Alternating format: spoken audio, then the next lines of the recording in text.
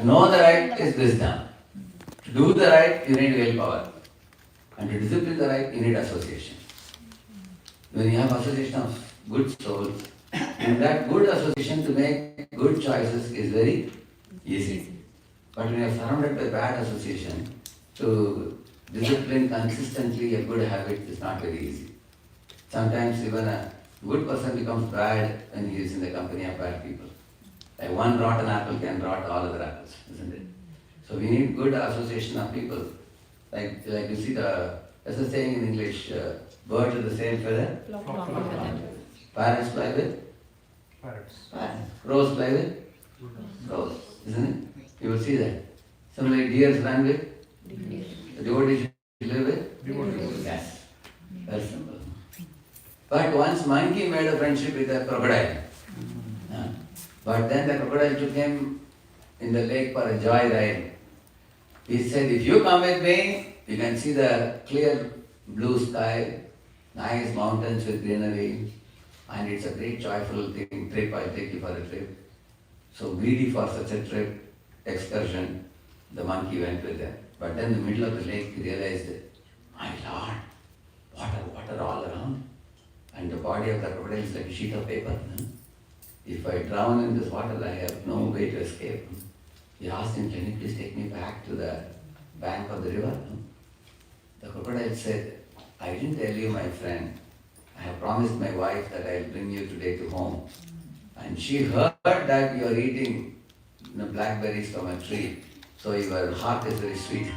So she's planning to cook your heart today for lunch. So when the monkey heard it, he cried out, my God. Immediately prayed to the Lord in the heart for some good advice. My dear Lord, give me some direction in this situation. This is another way you can make the right choice. And then pray to Lord also. Lord gave him direction. So he told the crocodile, oh, you didn't tell me that you wanted my heart. I left my heart in the tree. If you take me back, I will pick up my heart and give you. You can take it home. And the foolish crocodile took a U-turn and took him back. The moment he climbed up the tree, the monkey told crocodile, get lost from here. I wrongly made a friendship with a creature of water. I am a creature of land and you are a creature of water. I made a wrong friendship. So in wrong friendship, you will be put into trouble. So therefore, you need good friendships. Right type of friendship to make the right choices in life. So, know the right, choose the right, discipline the right.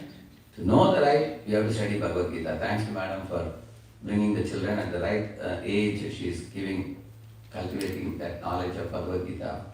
Because Bhagavad Gita will teach the children what is the right path to walk to become truly happy in life. Gita teaches about mind management. It talks about self-control. It talks about how, like for example, there is a 16th chapter, Divine and Demoniac. You will find in the Gita that Krishna always tells two choices. Shraddhavanto anasuyanto muchyante te karmavihi ye tadabvisuyanto nanadishtanti me matam sarvajnanam mudamstan vidyanashtan achetasah. There are two verses Krishna is telling. Arjuna, if you follow my teachings in Gita, those people who follow me, Shraddhavanto, Anasuyanto, without any envy, with great transcendental faith, they follow me. And what is the result? Muchyante, they get liberated and they go back home, back to Vaikuntha. Ye todabhya suyanto nanadishtanti me matam. But those who do not follow the teachings of the Gita, sarvajnana mudamstan, they will not have any wisdom. They will become foolish. Vidyanashtan achetasah, they become un-Krishna conscious, he's saying. They will. So Krishna will always say these two things in the Gita. If you do this, you will get this. If you do that, you will get that. And the choice is yours. Many places. Mat chitta sarva durgani, mat prasadat tarishyasi. My dear Arjuna, all difficulties in life that you may encounter, you will easily cross through. By how? By my mercy, he is saying.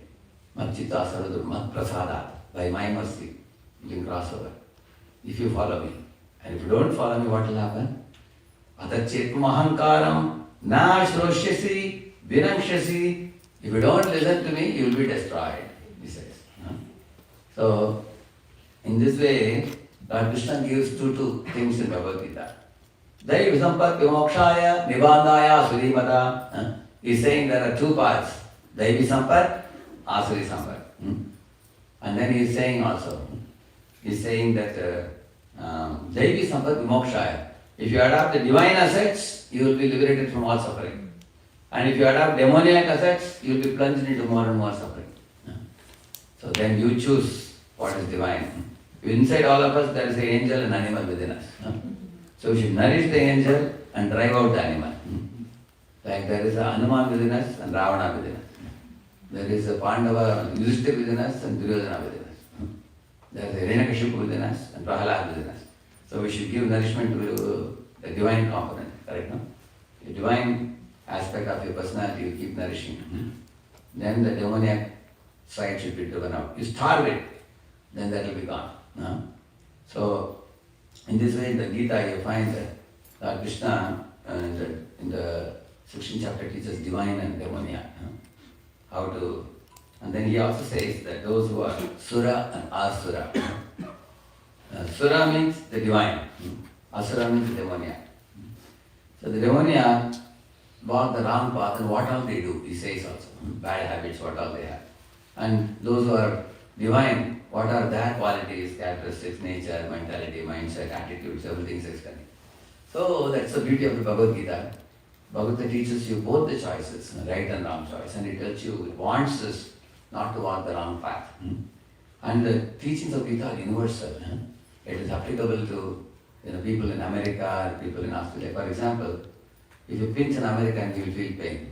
If you pinch an Indian, he will also feel pain. So because pinching is universal. This pain is universal, right? How many of you here, you don't like to be cheated by anybody? Correct? Yeah. You ask any Americans, you ask Canadians, Australians, it's applicable all over the world. Nobody likes to be cheated by anybody. In the same manner, the Gita teaches such principles. For example, the material world is designed in such a way, certain things if you put in your system, you are going to suffer. Like tobacco you chew, you will get ulcers in the mouth. You smoke cigarette, you will get lung cancer. You drink liquor, you get liver cirrhosis. You indulge in illicit promiscuous relationships with multiple partners, one can get sexually transmitted diseases. That means these are called as sin. Sin means disobedience to God. That's one simple definition. And sin also means bad activities which are detrimental to body, mind, soul. For all the three. So, on the other hand, do the positive side, good activities. For example, do pranayama, do yogasanas, do breathing exercises, do chanting, Hare Krishna, eat vegetarian food offered to God. You feel very healthy in body, mind and soul. So, which means, if you make the right choices in life, you become healthy. If you make wrong choices, you suffer. Correct, no? I'll just show you one short video. You will understand.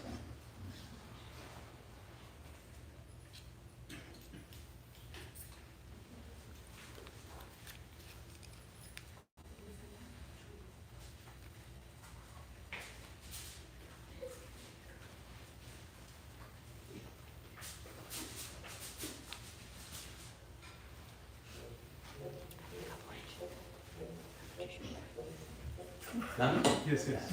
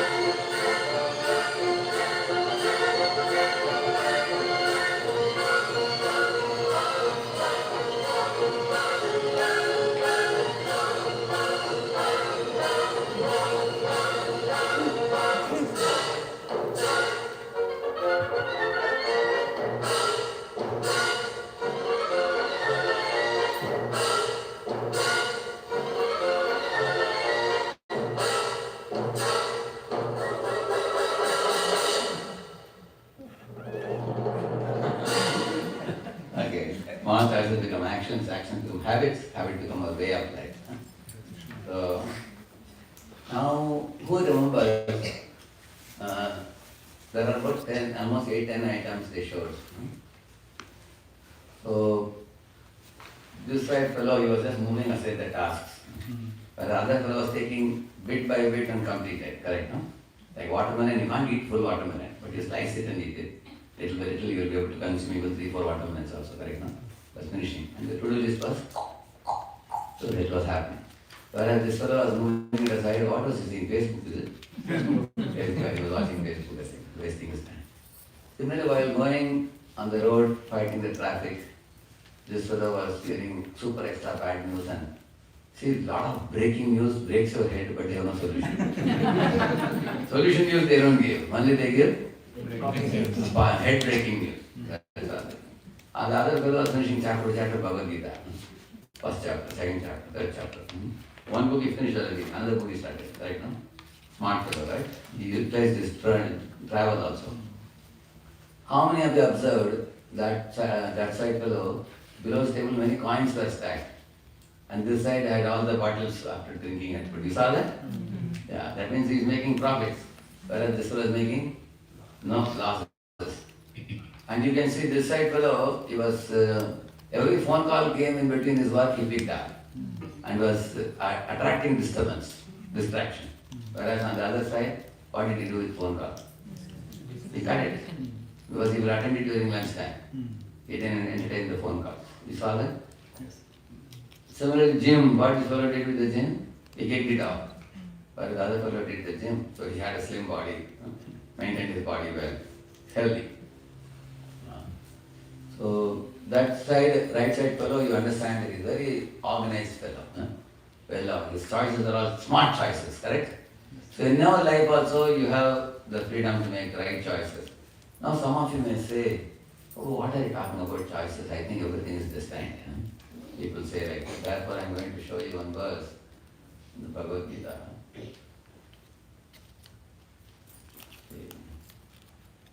First thing I mentioned in my notes here, you see, you are not a puppet of destiny. Your life is actually sum total of your choices. Krishna himself says in 18.63, all of you repeat this verse. Iti te jnanamakyatam bhuyad guhyataram maya vinushaitat asheshena yadechasi tata kuru. Thus I explained to you knowledge, skill, more confidence, Arjuna.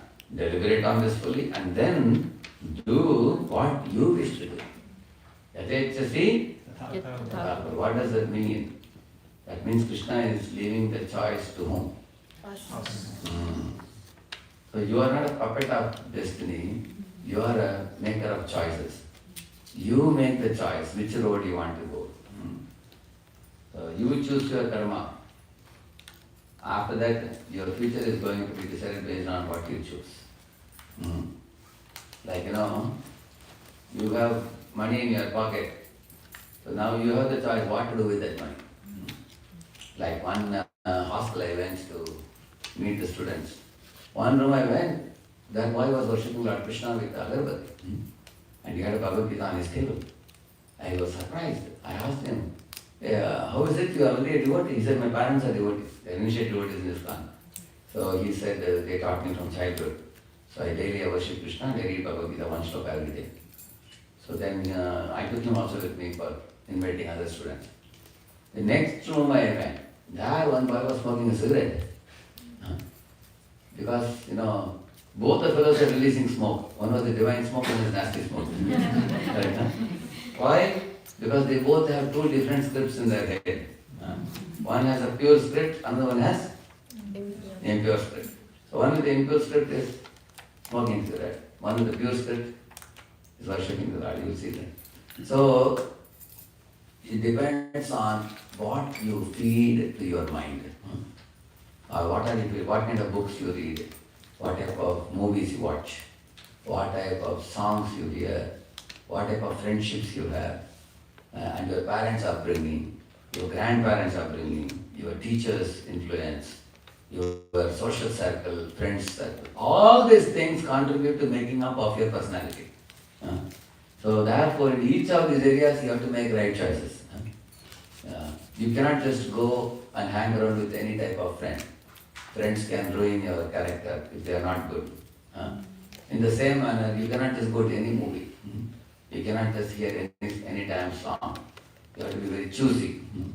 What is going to... Like for example, when you drink water, you make sure it is not contaminated, right? Isn't it? Do you eat any type of food or you check whether it is good or bad? Check. No, you check it.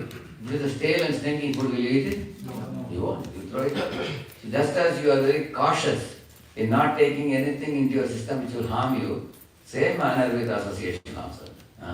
Once upon a time, there were two parrots living in a nest. Their mother parrot had gone away for bringing food. Suddenly a storm came, whirlwind, very, very powerful. And both the parrots were thrown away by the wind in two different locations. One fell in the area of the hermitage of the sages and saintly people. And the other one, it fell in the area of place where there were dacoits, who were meat eaters, drunkards, doing everything. So one sage was observing all this. He was under a tree. He saw that both his brother parrots, they have been put in two different places. Later on, when the sage was walking past the jungle, that which went into the hermitage of the sages, and he was speaking very sweet words. He was saying, "Go to your sage, please take your seat. Whom do you want to meet? Drink some water." Like that he was speaking nicely. The other bird was saying, "Hey, catch him, beat him, cut him, kill him." Like he was speaking.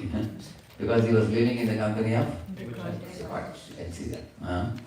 So our words we speak, the way we, even not just because speaking, even thinking.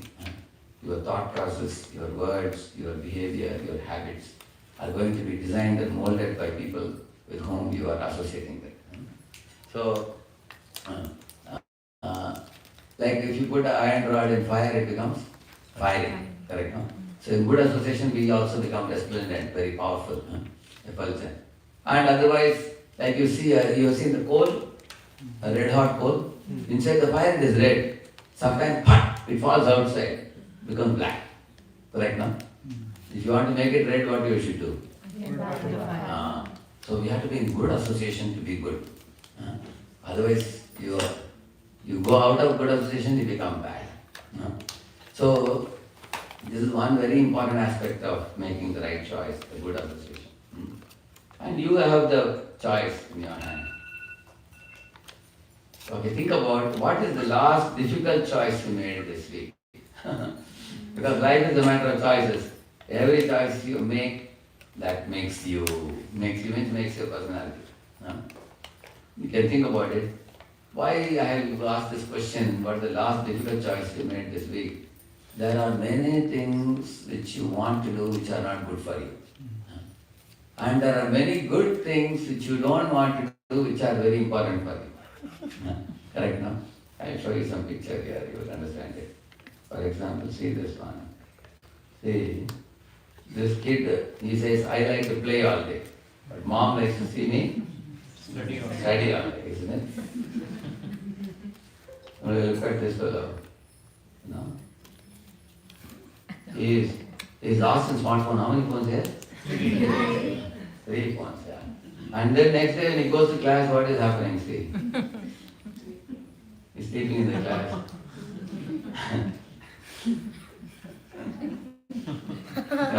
Professor is coming and clapping. He is also clapping. I'm pretending as if. And all boys are laughing, you see. Why professor clapped the hand? Waiting. In a semi-set of speech is clapping. Understand, no? Even she understood it, she's laughing. Isn't it? So, he's lost in smartphones, fast and sleeping in the classroom. Similarly, you see, this lady is eating all junk food and dirty things, eating for taste, titillation of time. She's eating for health. So, you know this is healthy and this is not good, but still what people do? People say it's very bad, but they keep eating it. Correct, no? One of my mentors used to say, You know, once upon a time, a hunter was walking in the forest to catch some birds, sparrows sitting in the tree. And the sparrows were saying, oh, the hunter is coming. The hunter will put the net. He will spread the net and he will drop some grains. And then if we eat the grains, we will get caught. शिकारी आएगा, जाल बजाएगा, दाना डालेगा, फंसना नहीं. They were saying, don't get caught. They were saying. But then the hunter came, he put the net, he put the grain, they were watching, they went inside, they ate the grain, they got caught. And that fellow tied the John was taking inside the road clapping, Shikari aayega, dana dalega. They were saying Similarly, people many times they know what is right choice, they know what is wrong choice, but still they make what choices? Wrong choice. But that is due to lack of willpower. That is why I gave the heading wisdom and willpower to make the right choice. Is wisdom alone enough? No. What is required? Willpower. So, see,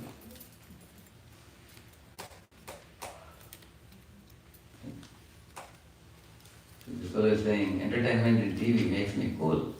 But when exam comes, I realize I'm a fool. Isn't it? You keep watching 6 hours TV.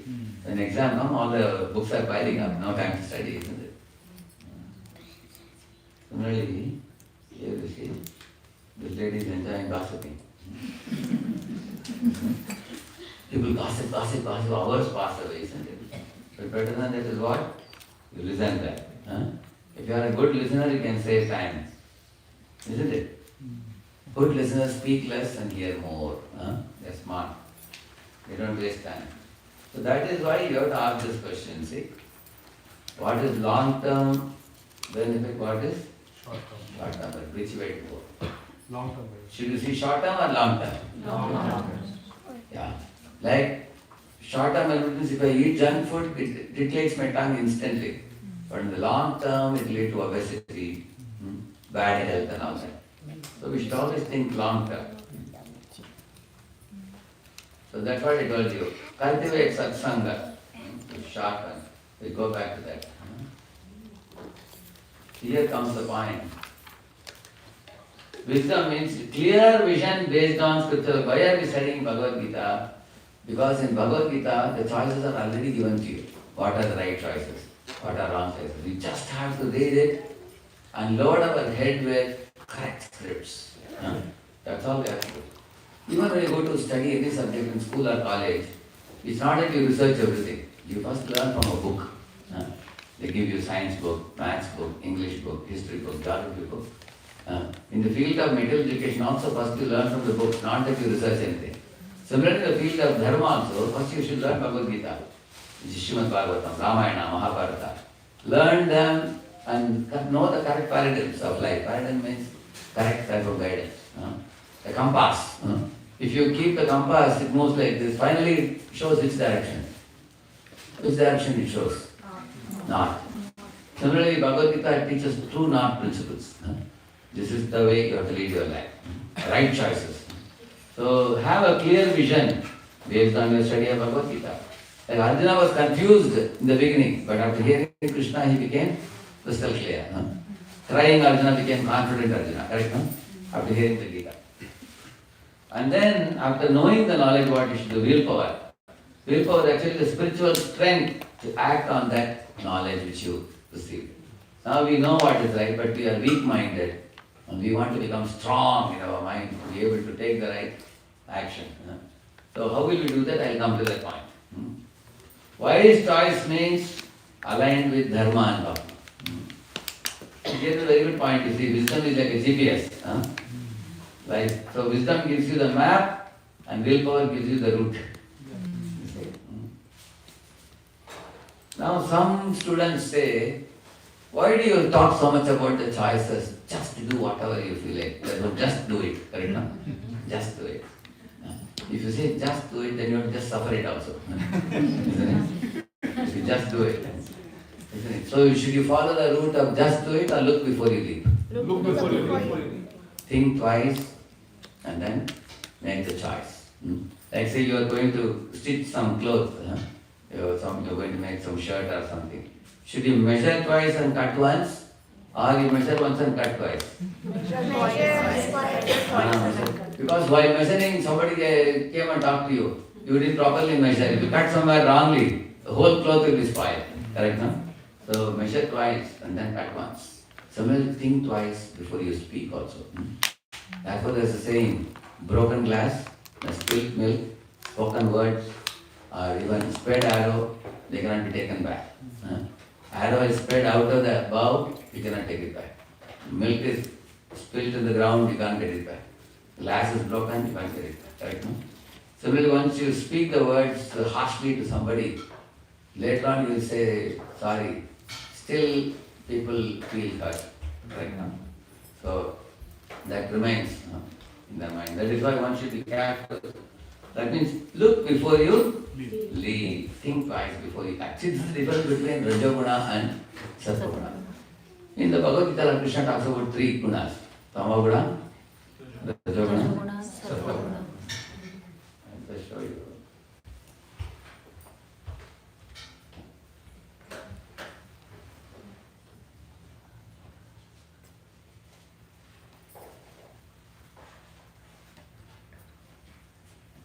In Sattva-guna, people are knowledgeable and happy. Wisdom and happiness. Right? And in Rajoguna, a person is attached to honor, is bossing. You see, this fellow is bossing over his subordinate. I think subordinate is incompetent, I think. Boss is fed up, he's yelling at him. Actually, if you have a subordinate like this, what you should do? You should get him trained up. Or change his department to another department. Nothing works for him, correct, no? Lastly. So, Lord Krishna talks about these three gunas. These three gunas are very, very important to learn. Because only when you are in Sattva-guna, you will be able to understand the wisdom and understand get that willpower necessary. You will be able to make the right choice. In Tamoguna means what? See, laziness. See this fellow how lazy is. See, these people think work can always wait. Time for a smoke, time for a drink, time for a nap, and time for work can always wait, they say. Correct, no? So you can check, I'll be in Tamoguna or Sattva-guna will say, oh, I'm finished. How many of you like to finish your work and dance like this? Correct, no? Isn't it? So these people don't postpone, people in goodness. See, Tamoguna one is depressed, sad. And Sattva-guna means confident, cheerful, happy. Correct, no? Tamoguna means indecision. Always a person keeps changing the decision. See? You saw that? First he said, go this way, and then she said, go this way. Indecision. They always keep changing the decision. Sattva-guna means you are very clear. See, Arjuna had that Vyavasayatmika buddhir, full concentration, clear vision. Tamoguna means if somebody else is flourishing, you feel jealous. See? Look at this girl, she is almost about to cry, I think. See this, in Sattva you are appreciative of others, you see. You need actually friends like this, genuine friends who appreciate you and who encourage you, uplift you, and you also should have similar feelings for them. Then only in life you can have cool head. Otherwise people burning with envy for one another can't really. Tamoguna means they get panicky, suicidal thoughts. They cry in crisis situations. They don't know how to respond because they don't know how to make right choices, is it? Sattva-guna means thoughtful and curious. They can listen well, think well, and make a proper decision. Now you understand the importance of sattva, right? This is Rajoguna, you see? Crazy shooters and harsh speech versus Sattva-guna means friendly, you see? Friendly, cheerful, wise, knowledgeable, that is Sattva-guna.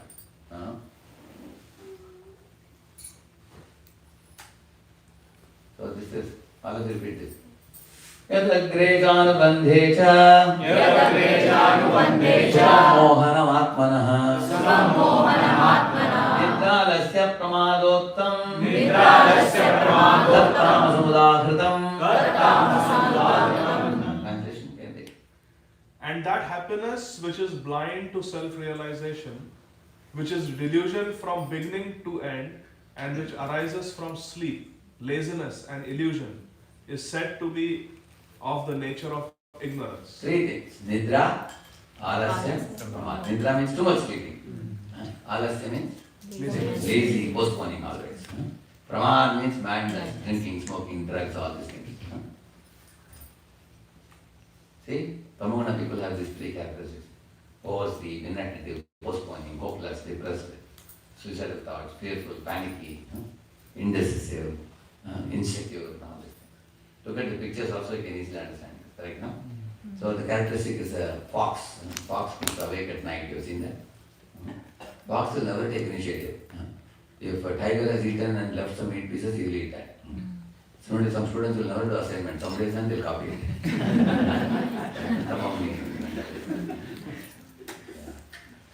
Vishayendriya samyogat yatagre amritopamam pariname vishamiva sukam rajasamskritam. That happiness which is derived from contact of the senses with their objects and which appears like nectar at first but poison at the end is said to be of the nature of passion. Yeah, see, unlimited desires, attraction between man and woman, fruitive activity, greed, competition. These fellows will climb on the shoulder and heads of anybody to get success. Climb on the ladder of success. They are selfish, they don't care about others. See, what is represent this fellow? Greed. I want more, he says. This fellow? Anger. This fellow? Competition. Want to get ahead of this fellow? He's a non-team player. He cannot work in team players. Correct. Some people, I will do my own thing. Extremely critical, micromanaging, envious, correct? So these are the boss is yelling boss. Subordinates are running away. Micromanaging. See, super busy. Why he is so busy? Because he cannot delegate any work to anybody. He fears that if I delegate, they will get credit.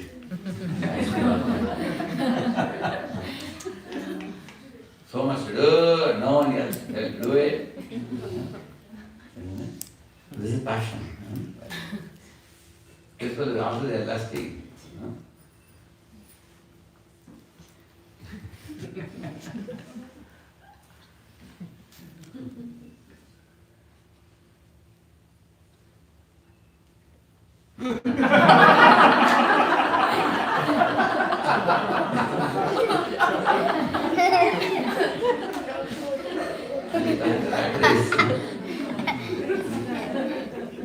Oh my gosh. Rat race means you keep running in the same place. You remember rat only. So thankful. You see? Partial thinking, grab credit mode, workaholism, all this in the rat race. I know it all syndrome. He controls. He has bossing tendency and we have a fear. He cannot comfortably play in teams. Yadalagre vishamiva pariname amritopamam sukam satvikam proktam buddhi prasadajam. That which in the beginning may be just like poison, but at the end is just like nectar, and which awakens one to self-realization is said to be happiness in the mode of goodness. Say for example, how many of you feel in a chill winter to rise early in the morning, you don't feel like it. Correct? It's like poison in the beginning. Getting up in the morning. You know, you look out of the window, it is still dark. And look into the room, everybody else is sleeping. So you also know. But it's good to sleep till later, right? And you feel like that. But if you get up from the bed, take a bath, go to the altar, take away the dry flowers and put fresh flowers, lit up a lamp, and sit and chant Hare Krishna and also read Bhagavad Gita one and slokas, you feel very pleasant. That also gives you happiness. That happiness is satvika happiness. But lying in the bed with the drool in the mouth like this, and covering with the blanket and thinking, I am very happy. That happiness is like a pig's happiness. A pig is happy in the ditch. And is thinking, oh, the better water is so nice. So, therefore, the satvika happiness is little difficult in the beginning. That's just like, for example, if you got wounded in your knee while playing or something, doctor immediately takes something called tincture. And he applies the tincture. How do you feel? Anybody has experience of that?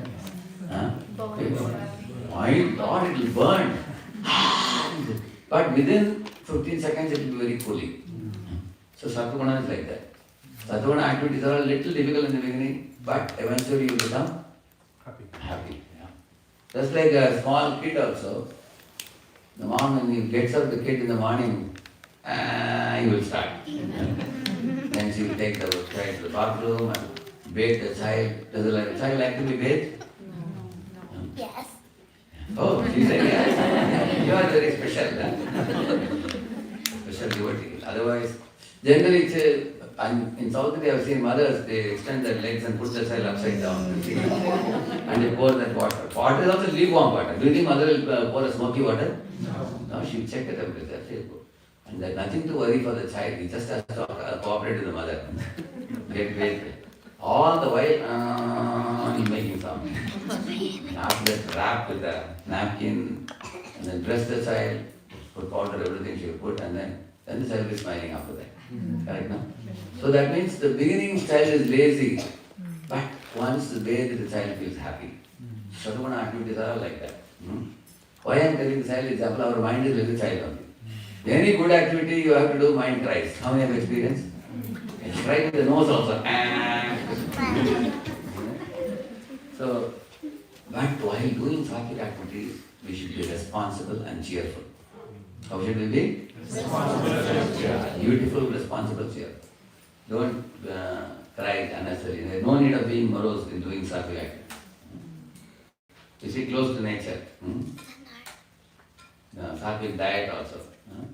Sattvic diet, you see chapati, rice, dal, sabji, salads, and fruits, cereals. This is very, very healthy for the body. This kind of food. Meat and other things, they go and choke the system, they spoil the system, they don't digest very easily, they cause cancer and many things. Studying Bhagavad Gita, one shloka a day, along with purport. These are wonderful activities. And chanting, it cleanses and calms our mind when we chant. So these are activities to increase our sattva. Correct, no? You'll remember the activities I told you? Like we're close to nature, waking up early in the morning, eating sattvic diet, reading Bhagavad Gita, chanting. So these are sattvic qualities we have to cultivate. Sukham and jnana. Just see wonderful qualities, regulation, discipline. They are actually parasukha sukhi. They like to see everybody happy. They try to be gentle, kind, friendly, helpful, cooperative. They can play in a team. They are disciplined in their personal habits. So personal values, interpersonal values, social values, spiritual values, they cultivate all those values. Yeah. They are obedient to scriptures. So here is an example of a man. He took his dog also with him when he went to forest on a horseback. But then, while returning, the horse was barking all the while. He shot the dog thinking that the dog has gone berserk. Finished the dog. But then he realized, after a couple of miles traveling, he was missing his wallet. When he returned back to the tree, sure enough the wallet was there. The dog was touching the wallet with a bleeding mouth, it died. Then he picked up the wallet and checked the money was all there. He tried to sprinkle water on the face of the dog. The living dog can come back to life. It was too late. That is passion. Passion means you act and regret. But Sattva means you think and act. I will tell you another good story. This is a sad story, you might be feeling tragedy now. But let me tell you a good story here. This is Newton. Newton, 5 years of research papers were kept on the table. They all got burned down by his dog who toppled a candle. When he came back, he saw that his dog Diamond, which is below, you see. And Newton cried out. for a while. He sobbed and then he told the dog, "My dear diamond, you are so foolish. You don't realize what you have done." And of course, in his drawer he had a gun also. He could have taken the gun and shot the dog, which he didn't do. Because by shooting the dog, will you get the papers back? No. He didn't do that. That means Satoguna means you think and act. Rajoguna means you act and like that. You see? That is why you want to increase. Read that, Ravi. We work not with our body, actually, but with our mind and intelligence. So, if the intelligence and the mind are always engaged in the thought of the Supreme Lord, then naturally the senses are also engaged in His service. Superficially, at least, the activities of the senses remain the same, but the consciousness is changed. The Bhagavad Gita teaches one how to absorb the mind and intelligence in the thought of the Lord. Such absorption will enable one to transfer himself to the kingdom of God. Yeah. Like for example, we eat. Even other people outside, they are also eating. Correct? What is the difference? When we eat, we know we are eating prasad. Prasad means that which is offered to the Lord and sanctified food. When they eat, they don't know, they are thinking, what is tasty they eat. But we eat only, understand that this prasad is mercy of the Lord. And we also sing, outside people also sing. But we sing for Lord's pleasure. Outside people sing for some, or they do dance in the discotheque. But we also dance, but our dance is a devotional dance. So the activities remain the same. We sing, we dance, we eat. Srila Prabhupada was in one building where there are two houses. One house was made into a temple, and the other house was outside house. So Prabhupada said, what is the difference between this house and that house? They are cooking, we are cooking. They are singing, we are singing. Activities appear to be similar, but these are all done for the pleasure of Krishna. Done for the pleasure of the Lord. That they are doing it for their own sense gratification. That's what makes that place different from this. So like at this mic I am using in Krishna service now for glorifying shlokas from the Gita. So it becomes, transcendental mic now. Prabhupada used to call his vibrator as a saffron vibrator. So there is a story. See, I will sing this poem and then you can answer the question. A capsule tired of a long distance walk kept his basket aside and slept off under the shade of a banyan tree that was full with a group of mischievous monkeys. After a while he got up from his sleep and found his basket was totally empty. The monkeys had picked up each one a cap and wearing on their head soon climbed up the tree. So if you know the story, please don't tell the answer. See, all the monkeys took away his caps. Now what you have to say, tell me is, in three gunas, Tamaguna, Rajoguna, Sattva, how this banya, this businessman must have acted. Okay? Tamaguna means ignorance. In ignorance, tell me what you would have done. In ignorance. Tamaguna, yes? You would cry. That's correct. Give him an applause. Very good. He would cry, he would panic, he would go with the empty basket and tell his wife, I lost my business. I couldn't sell the caps because all monkeys took away my caps. Right now? If he is in passion, what he would have done? Anybody else? Yeah. Got really angry. Throwing stones. She's saying, what is that? Got angry. What is Got that? angry. And you'll get angry. After becoming angry, what you will do? Throw some stones. He'll shout and try to get the hats But back. how will you try to get the caps? Climb up the tree. What is it? Climb up the tree. Oh, he can't climb up. He doesn't know how to climb the tree. Monkeys are sitting in the tree. Anybody else? Throw stones. He will throw stones, and he may try to beat them with a stick or something. And all the monkeys will jump far, far away and go away. They will carry the caps also with them. Right now, he can't get the caps. But if he is in Sattva, what he will do? Anybody? Yeah? No, Sattva means, no, you won't do that. He will think. Suddenly you will think, how can I get the caps back?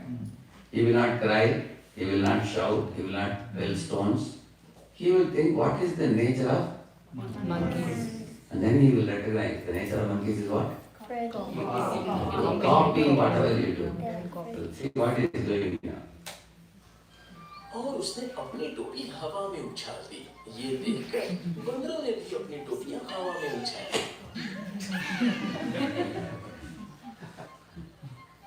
फिर उसने अपनी टोपी जमीन पर फेंक दी। बंदरों ने भी अपनी टोपियां जमीन पर फेंक दी। ये हुई ना बात।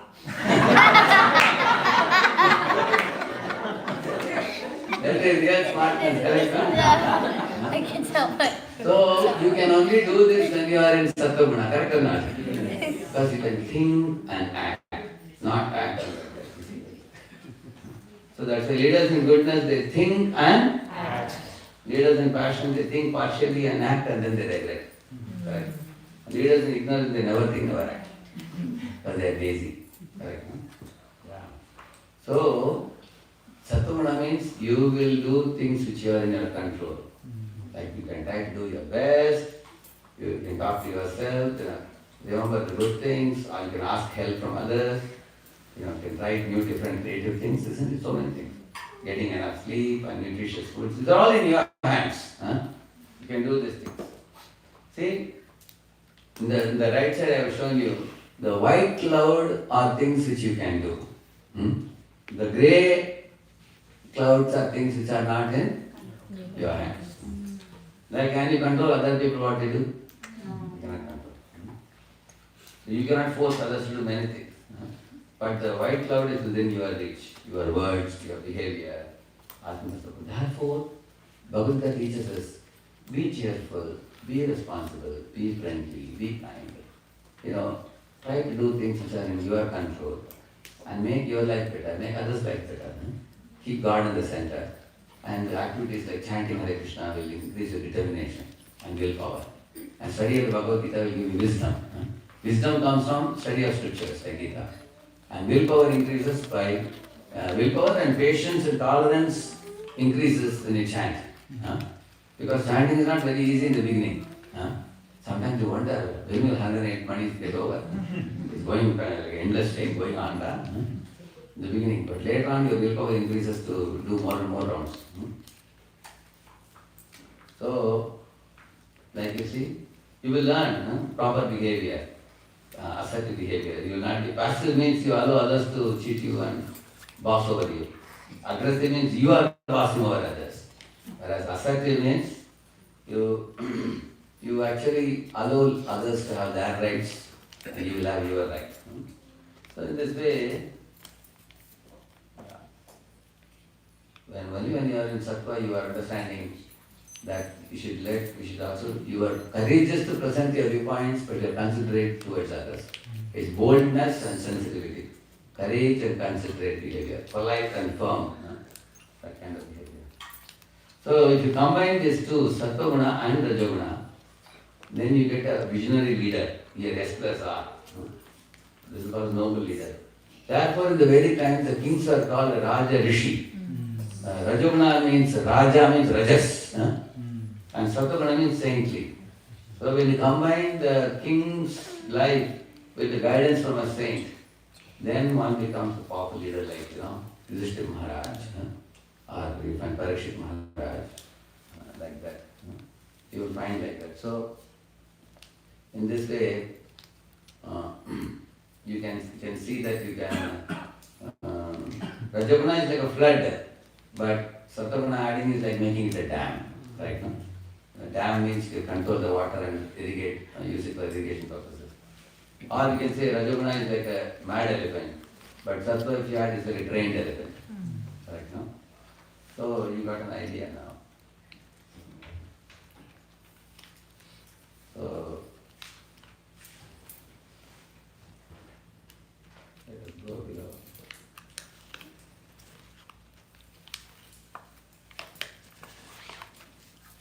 Go further.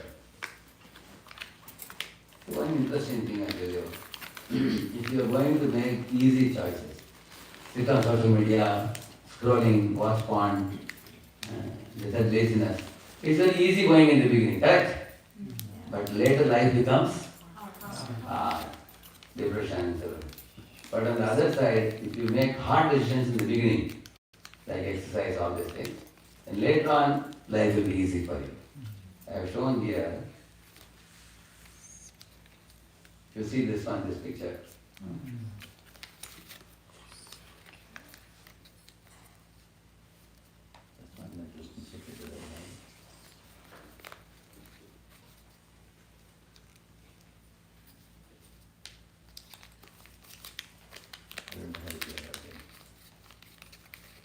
If you see these two boys, this boy is working hard at the beginning of the year. And then later on life becomes easy for him.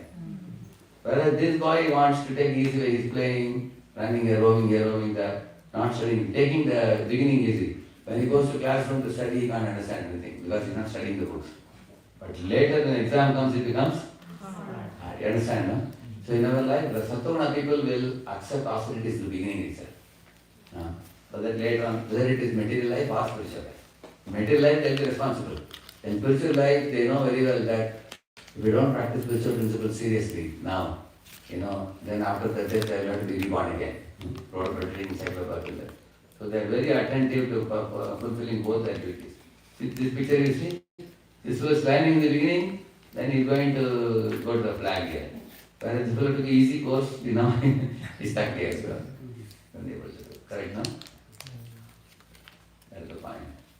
See, there was one king called Bharat. He was going to perform penance in the forest. But then, once upon a time, a deer was drowning. So he wanted to save the deer, but he paid so much attention to deer that he became distracted in his sadhana. You see here? He's giving ahuti in the yajna, but where is he seeing? So this deer distracted him, and because of that, thinking of deer again and again, at the time of death, he thought of the deer and became deer in the next life. So therefore, we should be very careful. For all of us, we may say, probably I don't have any deer with me in my home. But your deer could be smartphone. Right? Smartphone could be your deer. Because sometimes, how many of you agree smartphone distracts you from many of your important goals? Right now? Can see that. So, if you are going to be carried away, then many duties remain under. Correct now? They remain. So, we need the willpower to restrain ourselves. That is the point. Therefore, wisdom you cultivate by satsanga, like you have come today for the satsanga. To come for regular, weekly satsanga. You can tune a radio to the right frequency properly, how to live life. And study scriptures daily. I'll tell you a very simple thing. A, B, C, remember. A for association, B for Bhagavad Gita, C for chanting. Association weekly once. Bhagavad Gita, one shloka a day. Big purport from Prabhupada's Bhagavad Gita. And C for chanting, one round a day. That takes you about 10 minutes or so. Start with these three things. Very easy. C, A, B, C, D. Okay, now last part I am coming now, summary now. Because we are going to talk two things now. How do we make right choices? And the another title is here, willpower, how to develop it. These two things I am going to tell you the summary. Till now we have spoken many things. I'm going to summarize now. Okay? See, in the Native American story, there are two wolf stories. The young boy is asking his grandfather about life. Grandfather is saying there are two wolves in us. One is a good wolf, another one bad wolf. And they are always fighting with each other. So the boy was asking grandpa, which one is grandpa discerning? What grandpa said? One you feed, he said. That means all of us, from the time we get up in the morning and the time we go to sleep at night, we keep a diary and check what inputs I gave to myself today. Whatever good inputs you gave, that is you're giving to the good wolf. And the bad wolf means you got distracted from your actual goals. And you are indulging. There are many things, like for example, people are watching horror movies, people are playing video games, they get addicted. There are people scrolling Instagram for hours and hours, and people are sitting in front of the TV watching 6 hours TV like a couch potato, we call it. Their body is increasing on all 4 directions. Just eating chips, watching TV 6 hours a day. So, in this way, we can gradually degrade our body, mind and soul. So Krishna says, you have the choice. Uddaredatmanatmanam atmanam avasadayet. Atmaiva hi atmano bandhur atmaiva ruratmanah. Bandhuratmatmanastasya yenatmaivatmanajitah. Anatmanastu shatrutve vartet atmaiva shatruvat. Is saying, Arjuna, use your mind to elevate you. Don't use your mind to degrade you. He is saying. Mind should be your friend, not your enemy. So every one of you sitting here, you have your mind. So is mind your servant, or mind has made you its slave? Now if I am slave of my mind, I will be slapped and kicked and whipped and punched and buried. But if mind is my servant, I can get a lot of good things done with the mind. What content you consume daily is what you become over the period of time. How many of you know Sita was watching a golden deer? You all know about it, right? And she wanted the deer, but Lakshman warned her. This deer doesn't look like normal deer. It has a golden hue. I don't think it is one of the 8.4 million species. It's outside that. Then Lord Rama told Sita and Lakshman and said, wait a minute, I'll go and fetch it. When Ram chased behind the deer, he realized that the deer used to jump from here to the end of the hall. This much high jump it used to do. So Ram understood it doesn't look like the jungle deer. Jungle deer can hop from here to there. They can't jump so far. And then after chasing it more closer, Lord Rama observed that the deer was vanishing in one place and appearing in another place. Immediately understood it's a Mayavi deer. Isn't it? And therefore Lord Rama decided to kill the Mayavi deer. But when he killed it, what did he do? He cried out, Hey Sita, hey Lakshman, in order to cheat them. So you can see that temporary attraction can cost long-term well-being. Sita was attached to something temporary at that time, and for that she had to pay a very heavy price. Ravana came and took her to Lanka, right now? Yeah. So in our life also, there are so many glitter, temporary things that come in our life, we get carried away. Let me tell you one example for this. One day I had a test, examination the next day. That afternoon I was thinking of revising everything, all my syllabus, in the school days.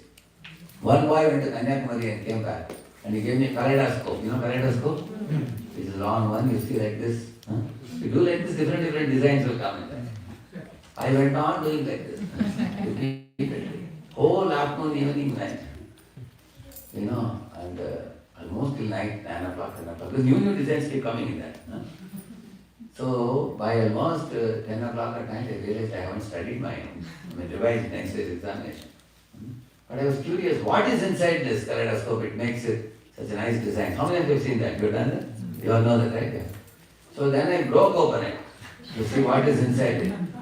What was inside was like mirrors are kept like this. One here, one here, one here. And here all broken bangles, that's all. Nothing else. And I realized that, these broken bangles have wasted my time. Next day I am prepared for the examination. This is how Maya takes our attention away from our focus. So one has to be very alert, not to get cheated. To keep your focus, one point that Krishna says, Ekeha Purnandana. For that you need willpower. So here it says here, see, wisdom shows what to choose, willpower gives strength to follow through. Okay, so what to choose is 3 considerations here. 3 filters. Scriptural approval. Does it align with Krishna's teachings in the Bhagavad Gita? The Bhagavad Gita says do this, do it. Bhagavad Gita says don't do it, don't do it. And long-term benefit or short-term pressure? Which one you should go for? Long-term benefit. Yeah. And is it under Guru's guidance and consultation, or I am doing on my own? Because sometimes we take shortcuts in life which are not correct. So one should have a mentor, somebody guiding you. So somebody may say, what is the need for a mentor? Scriptures are saying the right things. But sometimes you cannot go to your medical dispensary store and pick up any medicine you want. Because for one person medicine may be good for him, it may not be good for you. Right? No? So you need a doctor to guide you, right? Similarly, we also need a mentor to guide us. So we have a mentor, we have the scriptures, and it should be long-term benefit. Is it clear to everybody? This is like the 3-point criteria before deciding anything. Here is an example given. Your friends are inviting you to a party with non-veg food. How do you respond? Isn't it? You can politely refuse or you can compromise. Like somebody is giving you a cake at that party. They say, you don't have to eat non, just eat a cake. But what's the problem with the cake? Never have put the egg. And if friends are sentimentally attacking you, you can't escape also if you go there. So one has to be firm in certain principles. You can politely refuse and escape from the scene. Similarly, sometimes devotees go for some marriages and they know that the food cooked there is not prasad. So you should go at such a time, you meet the bridegroom, give them a gift or something, smile and then appreciate them, wish them and slowly slip out from that. Because you have done the duty of going for the marriage. You've shown your face, you've given the gift. The most important people you have to meet, you have already met. And the job is over. Escape from that. That is smartness. If you hang around till the lunch time, they are going to catch you and take you. At that time, to escape would be difficult. So devotees are very smart. So, okay, how do you cultivate wisdom and willpower? Daily wisdom intake. That's what I told you. Read Bhagavad Gita, daily principles. Also, I already told you, ego means good in, good out, garbage in, garbage out. So it all depends on what you fit your memory. What are they going to give? Choose friends who strengthen your higher self. Also you can make a break with this thing. Sanghas Jayate Ramakrishna says. And sadhana is like a spiritual gym, you see. Like, how many of you here you try to do yoga daily at least? If not daily, at least 3 days a week, 4 days a week you try to do that. 1, 2, 3, 4, almost 10 hours are doing, very good. So those who do yoga, they keep the body fit, correct, no? You keep it very healthy, you're doing breathing, you're doing asanas. Even at 60, 70, you keep it healthy. That's for the body. And for the cleansing of the mind, we should do chanting. If body is healthy but mind is impure, what is the use? Because impure mind will also make you indulge in impure activities with the body. Therefore, we need the mind also to be pure. Hare Krishna, Krishna Krishna, Hare Hare, Hare Ram, Ram Ram, Hare Hare. Meaning of this mantra is just like a child. Suddenly, if the child finds mother is not there, he gets up from the bed. What he does? Walk. Makes sound, right? No? Immediately, mother hearing the cry of child, she comes. Child doesn't have to tell anything specifically to mother. Mother, come here, I am crying or something. Just by crying, it attracts the mother. Similarly, in the path of Bhakti Yoga, you don't have to do anything big. Just chant the holy name. Even if you don't know anything about the holy name. Like fire will burn anyone who touches it. Holy name also purifies anyone who utters it. So, in this way, by chanting the holy name, we attract Lord's attention. And we request Him to purify our heart. And when mind is cleansed and purified, your determination to make right choices increases more and more. Yeah. You see when Also, whenever you have to make a choice, make a deliberate pause. Pause, take a deep breath, think twice before you make the decision. Pause, breathe, pray, decide. Repeat. Pause, breathe, pray, decide. This is Satoguna. Satoguna means anybody asks you anything, you say, wait a minute, let me think. Don't make instant decision. First you pause, take a deep breath. Like one boy in India just now, 2 months ago, he got a job paying 1 lakh per month, which means yearly 12 lakhs he's going to get. He was about to take it because the other job was giving only 60,000. But one of his devotee friends told him, my dear friend, although it's giving you 60, you should see in long run. And then he found out that the job giving him 60,000 is only probation now. After 6 months, they will pay him 1 lakh. And then within 3 years, he is going to get 1.5. And within 5 years, he is going to get 2.53. Whereas the other job will be 1 lakh for 10 years. So then he went for the 60,000 job. Because you should see long-term growth prospects, not? So therefore, because you are a devotee friend, devotee advise him properly, correct? No? Because pause, breathe, pray, decide. Then you can make proper choice. And most important thing, will Krishna be pleased with this? One other boy got a job in McDonald's. No? He was about to take, it was a good package, it was 7 lakh per annum or something. So he just called me and said, Prabhu, I want your blessings and everything. And I said, hey, you join that? And they give hamburger and everything. He said, why do you go for that? To kill so many animals and kill them. He said, no, Prabhu, I am not going to cut any animals and all. I am just working as a part of the company. He said the company has such activities. Any company promoting cigarettes or liquor or killing animals, it's best to avoid that. Because by working for the fallen, you become fallen. So you have to have a noble this thing, I told them. So he got a little sad. Prabhu, I just wanted blessing from you, that's all. But you are telling me so many things I am disturbed. I said, see, if you give up this job, I told him, Krishna will give you a better job. It was in August, one of the August month. Then he gave up the job, waiting for the interview. Every month he will call me and say, Prabhu, till now I have not got, please inform Krishna that. Don't call to Krishna. And for his sake I have given up. And he has given me a better job. And Krishna thoroughly tested him. August and September, October, November, December. In January onwards, his phone calls were screaming. He was telling me, probably you told me so I gave it up. Now all my friends are pleased to accept me. So what is your Krishna doing to me? I said, Krishna is doing something better for you. And Krishna stretched him to the limit, and in April he got a 10 lakh per annum job. Very proper job he got. He was dancing in joy. He said, probably now I agree Krishna has a greater plan for me. He added 3 more lakhs per annum. So, in this way we should always ask, will Krishna be pleased with this? Correct? See, weak people wait for the right time. And wise and strong people create the right time. Like Prabhupada came to America, was he waiting for the right time? He created the right time. He said, you guys are not coming to my class, to the room, I am going to park. And I will come and put the holy name in the park, and he made do it. You will see that. Yeah. So every choice is either a step towards Krishna or away from Krishna, you see. Stop like that. So you can pray like this, oh Krishna, please give me wisdom to see the right and the will to choose it. So this is it. Wisdom means seeing beyond Maya. Willpower means saying no to wrong. That means yes to Krishna, no to Maya. That is the ability to do that is willpower. And what is the best choice? What pleases Krishna. And Krishna says that in the Gita, what we should do, what we should not do. Be a hero or heroine of your life. Not a victim of circumstances, correct? Don't blame circumstances. Don't blame people around you. You can't blame anyone. Every one of us have the ability to make a conscious choice. Then willpower. How do we develop the willpower? The inner strength to say no to wrong and yes to right. Even in his heart. Let us see that. See, there is a story of Nachiketa. See, when Nachiketa, long story cut short, I will only tell you the portion when Nachiketa was taken to Yamaloka. He was son of a king.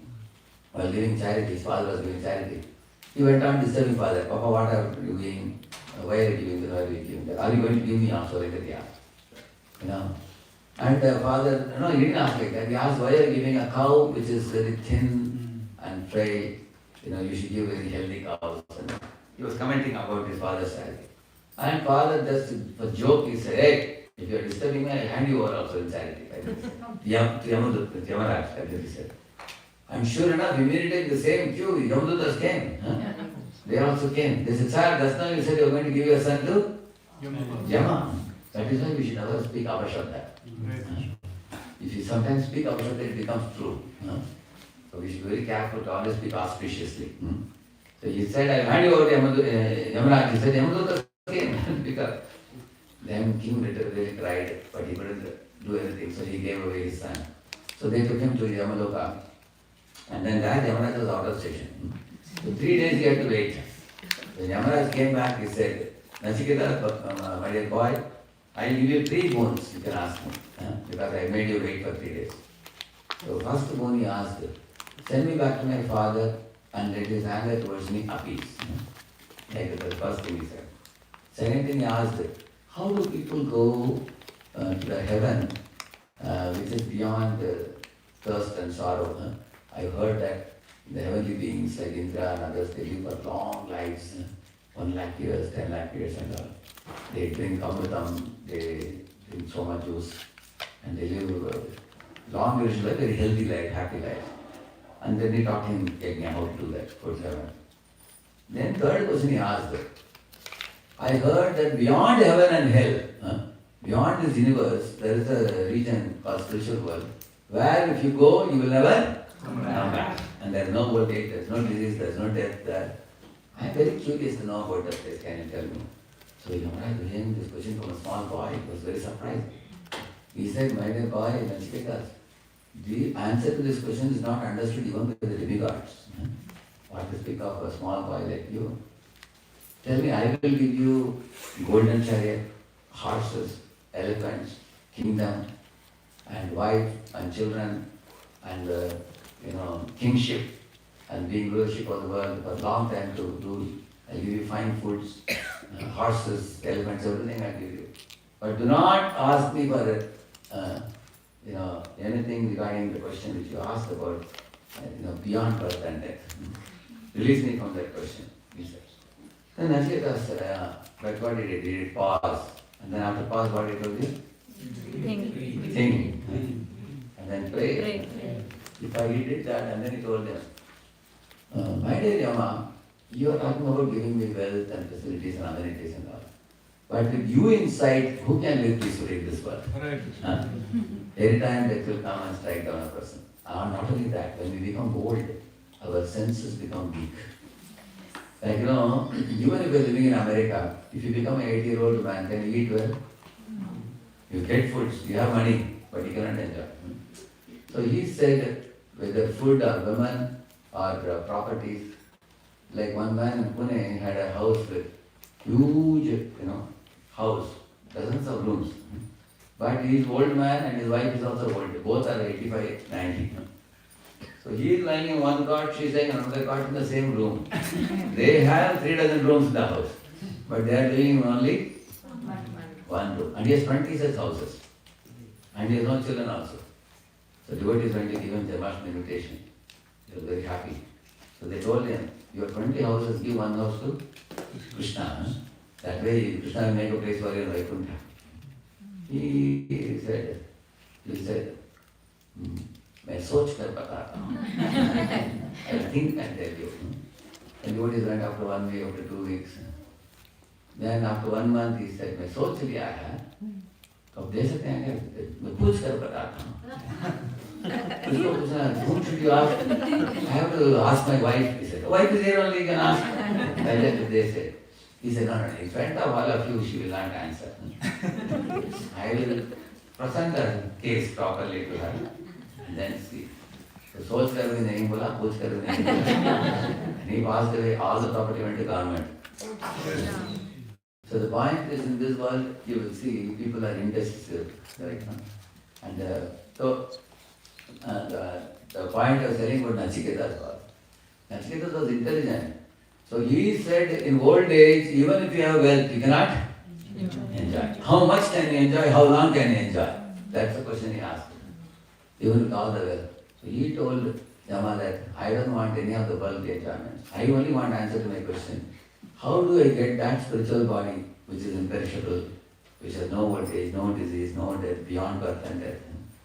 Then Yama said, you are a very determined boy. So I was looking for students like you. Now that I have seen your sincerity, I will tell you. And that is where Yamaraj told that example of the chariot of the body. With horses are like senses, ropes are like the mind, and the driver is like the intelligence. And who is the passenger? Soul is the passenger. So he said that you are like a passenger. God has given you 3 things. Your intelligence, like a driver, and the mind ropes, and the horses, senses. Strengthen your intelligence, he said. If intelligence is strong, then you will be able to pull the mind ropes and control the 5 sense horses. And then the question is, how do you strengthen intelligence? By studying Bhagavad Gita. Vivek Buddhi awakens when you study the Gita. What is right, what is wrong, what is beneficial, what is harmful, what is wrong, what is shorthand, what to pick, what to drop. Everything becomes clear when you read the Gita. So, in this way, we all have to strengthen our intelligence. Living in a country like America, there are so many allurements and so many distractions. Life is often tense. There is so many fear of the future and situations are constantly changing. So many times we more or less try to fulfill our material duties and go on with life. But intelligent people also take out time. Just like, for example, we have to save money, correct, no? For the future. So that the future you don't have to work till 80 years, correct, no? In the same manner, you have to make some spiritual plan also for the future. Then you will be able to develop the willpower.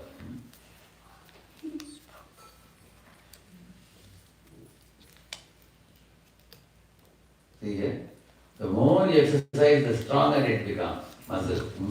Similarly, willpower is the muscle of the soul. It grows by resisting temptation. So avoid triggers, like Dhruva avoided distraction and in meditation avoided bad association. Brahma Muhurt, wake up early in the morning, because morning sadhana is very easy, the early morning hours. I saw personally, once we went for a brahmachari shitted to one place called Alibaug. Rooftop, we were all sitting and doing chanting. And we saw the ocean, waves were coming and they were throwing away the dirty slag in the seashore. I saw that early morning, the ocean is releasing the impurities. But in daytime, waves are jumping up and down with impurities are not able to release. That means that Rajoguna you cannot release impurities. But in morning, sattvic hours you can release impurities. That's why we should get up early in the morning and chant. Chant as a fuel, it will empower you. And discipline, what is the discipline? To avoid junk content scrolling and overindulgence in TV and mobile. So I have given some slokas of the willpower from Bhagavad Gita. This I already quoted this. Your side This verse teaches you a single pointed determination as real willpower. Like a lens, you move it up and down, you can get the focal point, correct? No? Like that, we have to focus our intelligence on the right things. See, a college student avoids distractions in social media. How? To focus on clearing his medical entrance exams, his willpower lies in one goal.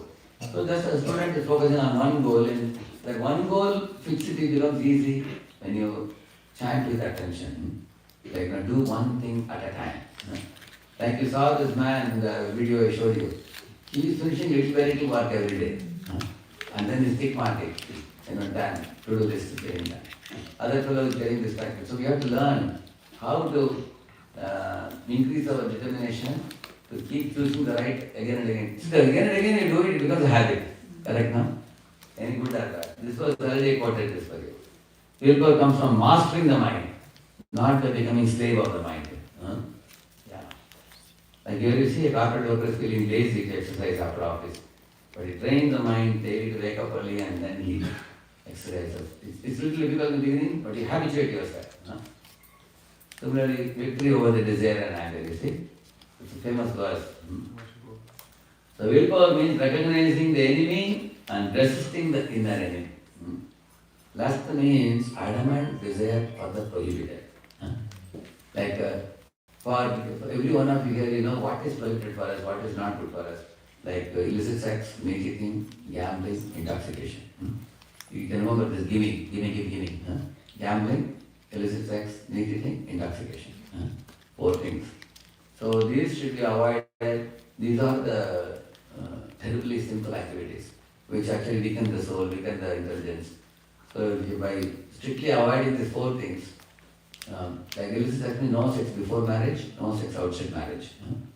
And meat eating means no fish, meat or eggs. And intoxication means no smoking, drinking, drugs. And no gambling means no cheating, looting. And also, meat eating also includes katvachan, speaking harsh words, unnecessarily speaking quarrel.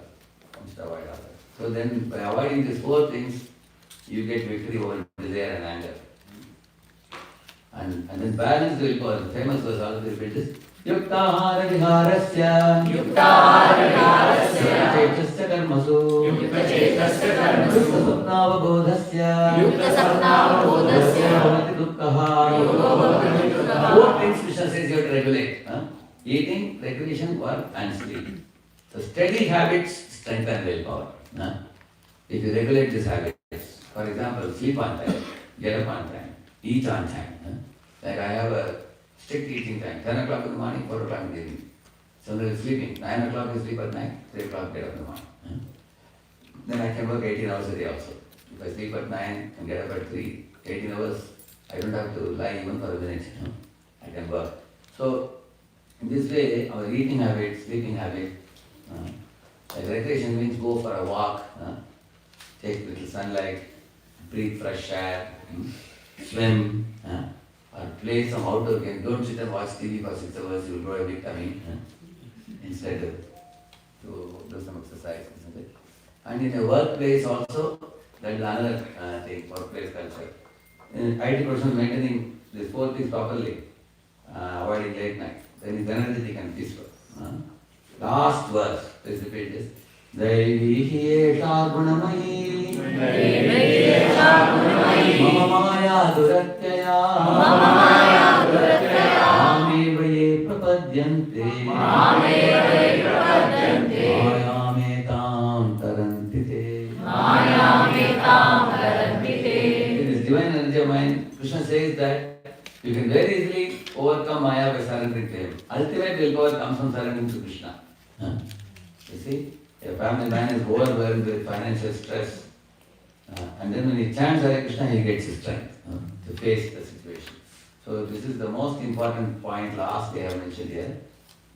The real willpower is not just mental stubbornness, but a spiritual strength that arises from focus, discipline, and dependence on Krishna. Vyavasaya Bhuddha means focus. And discipline means Chittahara Viharasya, is discipline. And dependence on Krishna means chanting, reading sutras. So these are things, combinations will give you willpower. I'm going to give this note to Adhikar Prabhu, and he will go over what you have WhatsApp group, I give you, right? To send to all the people. I give you the PPT also, give you, then share. So if any of you want such PPTs, what you can do, I'll show you one place where you will find it. Just put www.RadheShyam.com. In this website I have put. This is the website. So yeah, I think this kind of PPT you will get. Recently I made this PPT to show you for the prerna hard choices, I think.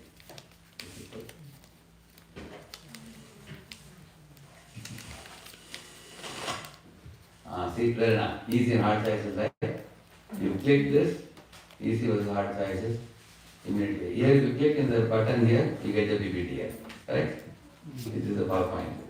And there are also some videos that are available. And here the YouTube lectures are available corresponding. It's like this. So all the materials I use in any of my YouTube videos, they all are available in this website. You can go and take it. Like I was telling Mataji, the Gita Amrita thing they were saying, if you just go here and put Gita Amrita thing, Gita Amrita you can put here. Gita Amrita. Immediately it comes here, Gita Amrita, Bhagavad Gita, Gita Amrita thing you see here. You click this, then it comes. And here all the materials are put in this box. Here also you can click it. They immediately get the PowerPoint here, you can download it. They download PowerPoint and you have YouTube lecture corresponding to that. So it's available. So this is Bhagavad Gita in 30 minutes.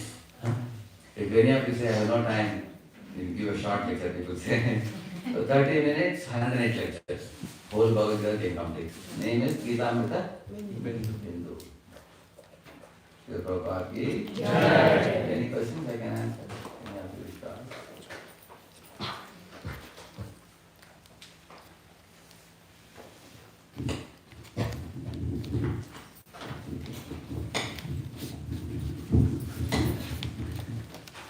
Swamiji, less than 2 months back, I lost my family in a car accident. Just moved like 3 years back. So there are 2 small kids. He's so nice person. Sister-in-law is nice. Kids played. Kids prayed. Mrityunjay mantra. Sri Rama Ramiti. And then they sat in the car. They did Hanuman production near Hanuman like almost 11 weeks. Before coming here, they did Hanuman Bhajan. They took National Ganesh Temple Darshan. Came here. I spent nice time with my family. They left my father cooking. They were yet to go. They sat in the car in 3 hours. Car came in the wrong direction. And they all died. Even though cops had been How many of them passed away? 4. My brother, my sister-in-law, 6-year-old and 8-year-old niece and nephew. 5. See, one important thing we should know, Just like in a tonic bottle, you see the expiry date right now. When a tonic is sold in the market, it has expiry date. Similarly, for everybody there is alpha-ish, madhya-ish, dirgha-ish. Everybody's body has either below 30 people pass away, or below 60, or some people live till 1995 also they live. Number one is, for all of us, we do not know how long this body will go on. But at the time of birth itself, the expiry date is mentioned. If you see the horoscope, it will tell you, number one. Number two, if somebody is passing away in an accident, we generally wonder he was a good person, why did he pass away? We get that question in our mind. For that matter, you will see sometimes that children, they are born with polio attack or something in the birth time of some deficiency in the body. People wonder, this child is an innocent child, what did he do? He's born like that. But according to the Shastras, they say that we should not see only this lifetime. We should see the jiva is going from one body to another. The previous lifetime plus minus they carry the next life when they come. So somebody may be a very good soul in this life, but in previous life something in their account is pending for which they get the reaction now. So it's so shocking for us because we can only see the present and isolated from the past and future. But what you told about them was so many nice things they have done. It is going to go with the soul. That will never be lost. And Krishna says in the Bhagavad Gita, the soul is never created, it's not destroyed. You cannot cut the soul with scissor. You cannot burn it with fire. You cannot wash it with water, you cannot dry it with air, he says that. So when that accident happened, in one moment, when they left the body, the souls will come out of the body and then they will be taken to a good destination, there's no doubt about that. Because they were good souls in this life. And also momentarily they passed away. Imagine if they were bedridden for another 20-30 years, terrible illness, and we spent 30, 40, 50 lakhs, and they're bedridden, they can't get up also, they can't speak also. There are people like that, right? So you can think like this, God has instantly taken them, and then it's like an injection. At the time of giving injection, it's painful. But eventually, the pain will be finished instantly because the soul quits the body. And they will, undoubtedly, they are good souls, they have chanted the mantras and everything. You have nothing to worry about that. But did we do something wrong, myself, my mom? They were so, my brother, he just moved like he's not second, he's not super rich, but still he brought my parents there, full of health issues, but still it's dharma and he brought them and did we do something wrong? You didn't do anything wrong. Actually, even if you think that we brought them here and they passed away, so you feel a pinch or guilt or something like that. No, like my parents, their losing son is a big thing, right? Correct, yeah. No, it is true. Actually, the karma acts in a very mysterious way. A person has to come to a certain place and this should occur and you should quit the body. These are like ordained. These are destined. That's like, for example, each of us have a particular face cut. Face cut, our skin color, born in a certain family. Just as these things are destined, there are certain things, there is a adrida, drida, 3 types of karma. So adrida means that karma can be very easily changed by good conduct. You can change it. And drida are those karmic reactions which are difficult to change but not impossible. You can change those karmic reactions. But the drida karmic reactions, they say that somebody's death will happen by some vehicle accident. And that too, they tell even the age also, they say. In this particular age it can happen. So if it is going to happen during travel and things like that, somebody has passed away in a plane crash. Like you see 250 people passed away in Ahmedabad in a plane crash. It was flying to London, I think. Right now, within 5 minutes of boarding in. So this body passes away either by a snake bite, or by a plane crash, or by some disease. But the body will end one day. Anything that's born in this world, the body, it has to end one day. But how they lived their life is most important thing. Like when Yudhishthira Maharaj was hearing about Parikshit, they told about how Parikshit will live auspicious life. At the end, Brahmanas told that there will be a snake who will bite him, and the 7th day, he will get a curse to die in 7 days, and he will die in the 7th day. Yudhishthira Maharaj did not ask any question about Parikshit death at all. Because he said, birth and death happens to everybody. But how you live the life in between, that's more important. So they have lived quality life. So they have a good future. And that you have to know that the time of the expiry of the body has come. And nature has taken them away from the relatives because that particular period has arrived now. Kala has come. And when Kala comes, nobody can stop it. No power under the sun has the ability to stop the Kala because Kala is like Vidhata, we say. Lord himself is the controller of Kala. So we have to accept it as the Lord's will. And we have to find out who all are the bereaved members. And you are coming for these classes, you are a devotee. You can develop inner strength to pacify them, others who may not be knowledgeable about Gita in the family, like mother, father, you were saying. They may be very worried and everything. You give them assurance, you can tell them that you talk to me. And Swamiji said that those who have chanted the mantra and all, they are very fortunate that they have been chanting. Because before leaving the body, they have been chanting all these things. It's going to take them to a very good destination. Right now, they will be born in a very good family of devotees, and they will be happily living. We may not be able to see it, but they are going to be born in a very good situation. Krishna says that in Gita. He says, Nahigalmyana Kaschit, Durgatim Tatagachati. Anyone who has done auspicious act will never be failed. They will get an auspicious future. Alright?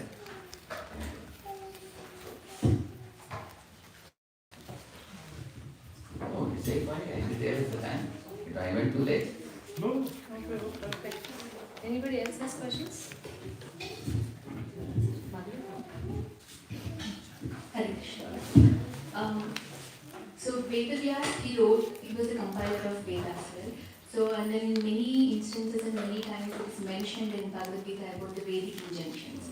But after he compiled the Vedas, he was still unhappy. When Narad Muni came to Vedavyas, he was saying that I'm still unhappy. And then he was finally felt satisfied after he wrote Krishna. You know why he was unhappy? You know the reason? The reason was, actually, the ultimate goal of human life is to awaken love for God and go back to God. Vaikuntha. But Vedavyas, while giving Mahabharata and all, he gave elaborate history of the Pandava Kauravas and all. In that, the Sharanagati is taught here and there in bits and pieces. Bhagavad Gita is a small portion. And Draupadi is Sharanagati to Krishna while Krishna gives sari to her unlimitedly. That's one small portion.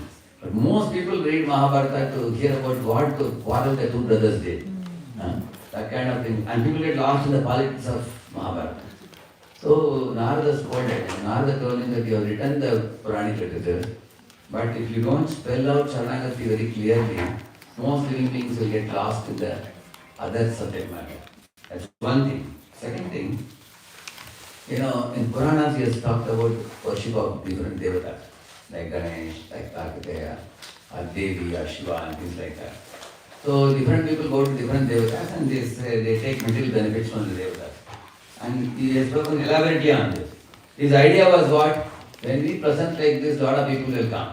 They will read the Purana. And then gradually they will understand that the devatas, all of them worship one Supreme God, Hari. Hari or Vishnu. At that time they will understand. But most people get stuck up in these material benefits and they never think about going out of this world. That's the second reason why Narada put that out. He said that you have diverted the people from the ultimate goal of life.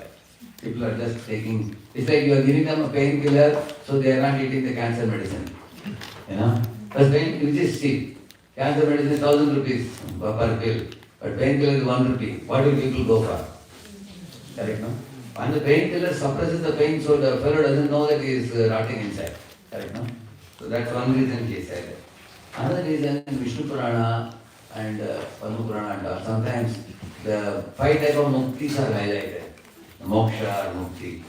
But the goal of human life is not even moksha. Beyond moksha, it's praying. Love for God. Awakening love for God. The devotee doesn't care where the Lord puts him. Put me in the heaven or hell or spiritual world, wherever you put me, I just want to love and serve you. So this goal is taught only in Bhagavatam. So for all these things he told him that you should now write in your maturity that Bhagavatam book, which will actually be the quintessence of all the Vedas, which will be the climax. That means ultimate goal is Pancham Purushartha Vikari. Dharma, Artha, Kama, Moksha, fifth one is prema. So then when Vedavyas wrote that, Narada was happy. So Vedavyas expressing dissatisfaction is because of these deficiencies in the Vedic tradition. So they are not in one sense deficiencies also, because conditioned souls, many of them don't take to bhakti directly. So for them you escape karma yoga, jnana yoga, ashtanga yoga, all this different yoga. So step by step, it's like climbing steps and coming to the 100th story. Or bhakti means you're going into a lift and directly going. So Narada is telling, better you put everybody in the lift. When somebody is not fitting in the lift, then let them go through the staircase. It's clear? Thank you. So, this program I have been hearing that many of the children who are coming to these classes here, what has been taking about 3 years, right? About 3 years they have been doing. So, these children are very blessed because at a very young age they have picked up. Now, one important thing they can pick up is, like I was telling today, ABC. They come for weekly 1 class and Bhagavad Gita, one shloka, already they are learning, memorizing. And chanting 1 round a day, chanting RadheShyam Mahamantra. And the 4th is D is devotional diet, which is actually whatever they eat, chant the Mahamantra, thank the Lord and only then put in the mouth, thanking the Lord. And E is engaging in seva, engaging in some form of service to the Lord. So you only remember this ABCD, A for association, B for and C, D, E, Engaging in service. So, if they do these 5 things, eventually when they come to the college level, by the time they will be like wonderful devotees. Thank you for the service, and it's called Gita Wise, right? Yes. This is the one, huh? All the 3 books. Okay, this is Krishna is everywhere. Krishna helps me choose colorful journey to 3 more journeys. Oh, you have 3 more journeys, right? I was showing that.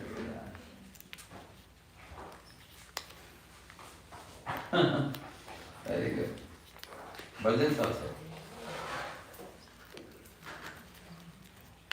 Oh, Namaskar, everything is there. Very wonderful. Namamishwaram, Namarashtaram. The second book is this one? Yes, for this year. Okay. So we feel very auspicious because we just began our academic year for Gita Wise, and the topic we chose or the theme for this year is power of choice. And RadheShyam Prabhu coming and doing the inauguration for this wonderful topic through his presentation feels like we are so blessed, Prabhu, and we feel like you shower your mercy on all of us that this concept goes into our mind deeply and that we're able to apply in our lives. Even parents, teachers, when we were working on these topics, we were thinking how powerful this topic is. It seems so fundamental, but it's so powerful and can transform our consciousness. So please bless us, Prabhu. And I thank our Siksha Guru, Adhika Dagar Prabhu, to choose Gita Wise to have you, and Madhavi Mataji and Sudhir Prabhu for hosting, opening their home. And all of you, each one of you for coming and giving us your association. Thank you once again so much, RadheShyam Prabhu. We wish you come again and again and inspire and bless us all. Thank you so much. Hare Krishna.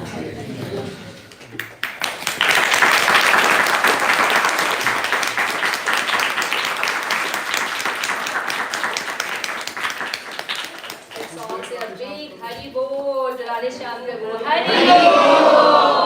Hari Bol! Hari Bol! Oh, here's the power of choice. Correct, huh? Yes, Prabhu, that's the power of choice book. The first one is for the second one. The second one is for elementary school kids, and that one is for middle and high schoolers. High school up to 10th standard? 12th grade.